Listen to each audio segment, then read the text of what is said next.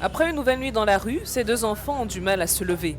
Et quand ils se réveillent, Luanda vit déjà l'agitation des jours habituels. Comme toute métropole, une nuit dans la capitale angolaise peut être dangereuse, surtout pour les enfants qui vivent dans la rue. Et souvent, la menace ou l'adversité se trouve où on l'attend le moins. Des fois, le bourreau, c'est la police. Nous dormons et puis ils nous battent et ils nous amènent dans le fourgon jusqu'au poste de police. Ensuite, ils nous obligent à nettoyer les sols et les salles de bain.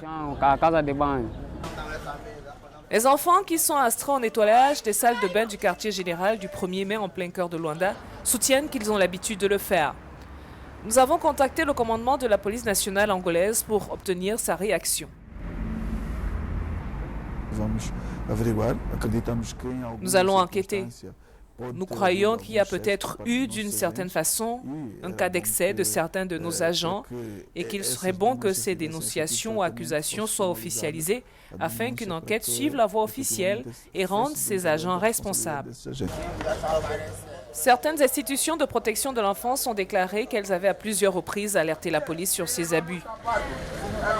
Elles n'ont reçu aucune réponse et elles croient que c'est seulement en travaillant ensemble qu'on peut minimiser les dangers autour d'eux et réduire leur présence dans la rue.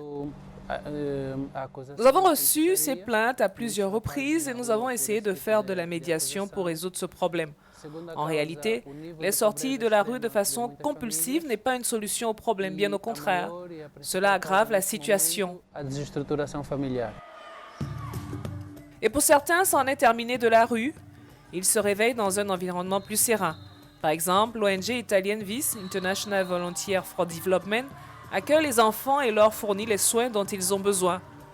Selon une enquête récente, environ 450 enfants vivent dans les rues de Luanda, victimes de l'extrême pauvreté, de la déstructuration des familles et dans certains cas forcés de quitter leur maison à la suite d'allégations de sorcellerie. Et pour certains enfants, il y a de l'espoir.